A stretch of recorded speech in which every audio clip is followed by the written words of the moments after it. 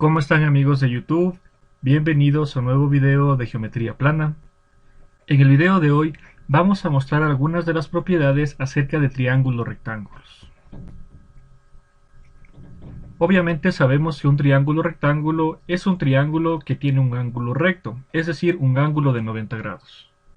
Pero aquí la pregunta sería, ¿qué pasa con los otros dos ángulos? Entonces, los ángulos agudos son complementarios. Es decir, yo tengo un triángulo rectángulo. Y además tenemos dos ángulos agudos, llamemos ángulo 1 y ángulo 2. Cuando yo digo que dos ángulos son complementarios, lo que quiere decir es que la suma de esos dos ángulos es 90 grados. Vamos con una aplicación que es sumamente importante y es muy recomendable cuando hagamos ejercicios principalmente en semejanza de triángulos. Sin embargo, también puede aparecer en otros tipos de ejercicios. Supongamos que tenemos la siguiente gráfica, la siguiente figura. Lo que yo observo aquí en particular es que tenemos más de un ángulo recto. ¿Sí? Si observamos tenemos por aquí el ángulo A, por acá el ángulo E y además el ángulo F, que son ángulos rectos, ángulos de 90 grados. Entonces lo que yo voy a hacer aquí en este caso es primero comprobar si es que existe una recta que una a los dos ángulos rectos. Por ejemplo, el segmento AF está justamente uniendo estos dos ángulos rectos. De manera similar, el segmento AE también está uniendo esos dos ángulos rectos. A partir de eso yo digo, bueno, entonces voy a utilizar justamente la definición de ángulos complementarios. Lo primero que yo voy a hacer es tomar un triángulo. Por ejemplo, voy a tomar el triángulo ABC. Y lo que voy a hacer es llamar ángulo 1 en el ángulo B. Y ángulo 2 en el ángulo C. Y lo que yo sé es que son ángulos complementarios como habíamos mencionado anteriormente. Es decir, que la suma de esos dos ángulos es 90 grados. Pero si yo observo en el triángulo más pequeño, en el EGC, lo que yo tengo también es un triángulo rectángulo. Y además yo tengo aquí ángulo 2. Yo sé que estos ángulos son complementarios. Es decir, que el ángulo 1 es el complemento del ángulo 2. Es decir, que si yo sumo los dos, debe ser 90 grados. Y aquí tengo exactamente la misma idea. Tengo aquí que la suma de estos dos ángulos debería ser 90 grados. Y además yo ya sé que este es ángulo 2. Por ende, su ángulo complementario aquí sería ángulo 1. Luego, si aquí tenemos el vértice G, yo sé que estos ángulos son opuestos por el vértice. De manera similar, si yo observo el triángulo DFG, tengo que es un triángulo rectángulo. Por ende, la suma de estos ángulos debe ser 90 grados, es decir, son ángulos complementarios. Dado que yo sé que aquí es ángulo 1, ¿cuál es su ángulo complementario? Aquí habíamos mencionado anteriormente, es el ángulo 2. Por ende, acá arriba sería ángulo 2, porque yo sé que la suma de ángulo 1 más ángulo 2 debe ser 90 grados. De manera similar, si yo observo en el triángulo ABF, tengo nuevamente que aquí es un ángulo recto y además aquí es un ángulo 1. Es decir, tengo un triángulo rectángulo y nuevamente vamos a usar la definición de ángulos complementarios.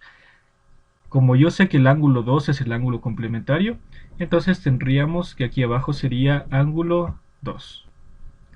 De manera similar, aquí en el ángulo de 90 grados, yo sé que este es ángulo 2.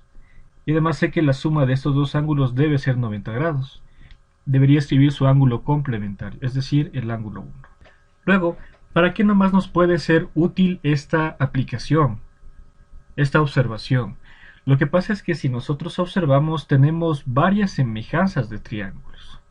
Recordemos que dos triángulos son semejantes cuando tienen ángulos iguales y la idea es que son de tamaños diferentes. Uno es más grande que otro. Lo que yo observo aquí es que tenemos varios casos de semejanza de triángulos. Y además, no solamente eso, sino que en general en ejercicios de geometría, lo que yo tengo que hacer es no meter más incógnitas de las necesarias. Yo tranquilamente podría haber puesto por ahí ángulo 1, ángulo 2, ángulo 3, ángulo 4, ángulo 5 y así sucesivamente. Sin embargo, iba a trabajar con demasiadas incógnitas. Mientras yo tenga menos incógnitas, va a ser mucho más fácil resolver el ejercicio. Y en este caso, justamente eso es lo que hemos hecho. Lo que yo observo es que tengo ángulos rectos, ángulos de 90 grados, y hago la definición de ángulos complementarios. Y con ello se me va a hacer mucho más fácil resolver los problemas.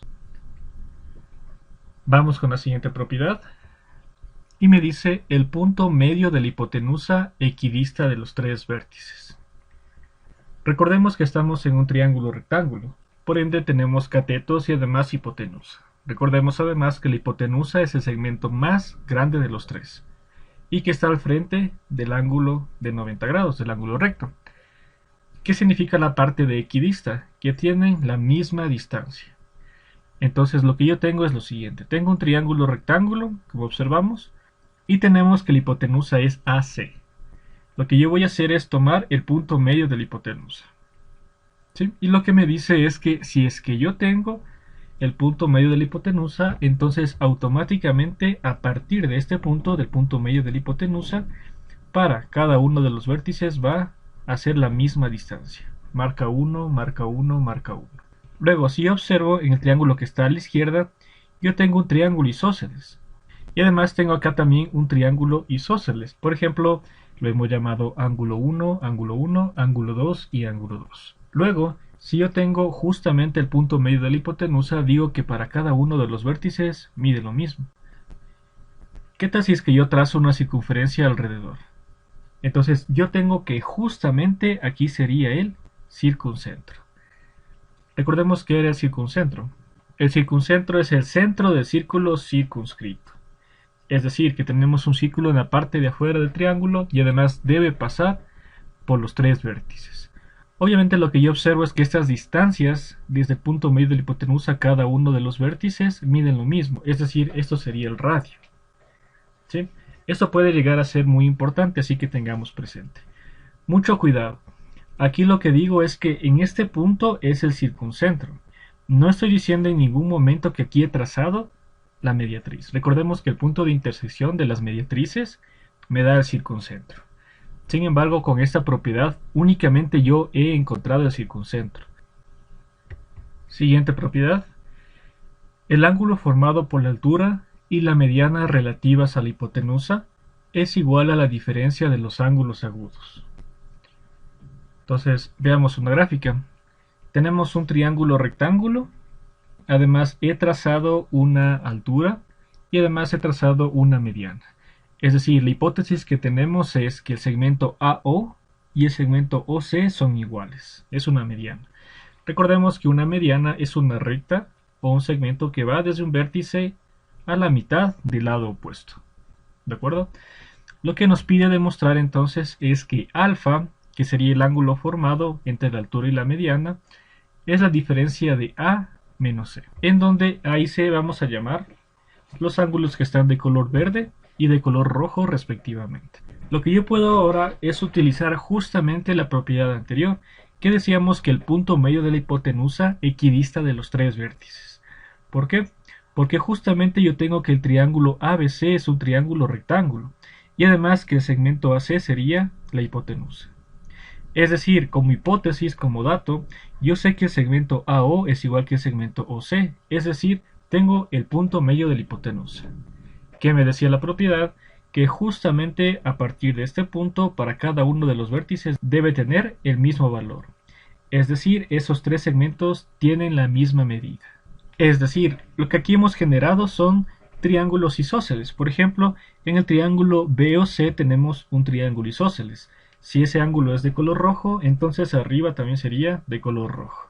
De manera similar sería en el triángulo ABO, también sería un triángulo isósceles. También los ángulos serían iguales. Lo que observamos además es que el segmento BH está uniendo a los dos ángulos rectos.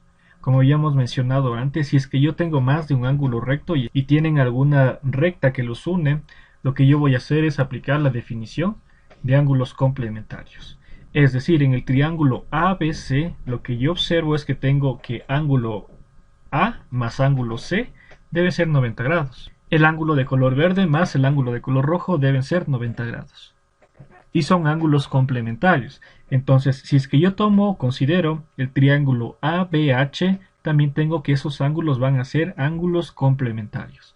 Es decir, si acá abajo es ángulo A, aquí yo ya sé que es 90 grados, entonces acá arriba sería el ángulo de color rojo, el ángulo C. Y de manera similar consideremos el otro triángulo, es decir, el BHC. Yo sé que aquí es 90 grados, aquí está el ángulo de color rojo. Por ende, acá arriba su ángulo complementario sería el ángulo de color verde. Lo que aquí observamos es que tenemos una diferencia de ángulos, es decir, todo el ángulo de color verde, que es el ángulo A, menos el ángulo de color rojo, que es el ángulo C, me va a quedar efectivamente el ángulo alfa, tal como queríamos demostrar. Aquí hemos visto algunas de las propiedades que son importantes para resolver ejercicios de triángulos rectángulos. Espero las tengan presentes y las puedan aplicar en algunos ejercicios. Muchas gracias y nos vemos en un próximo video.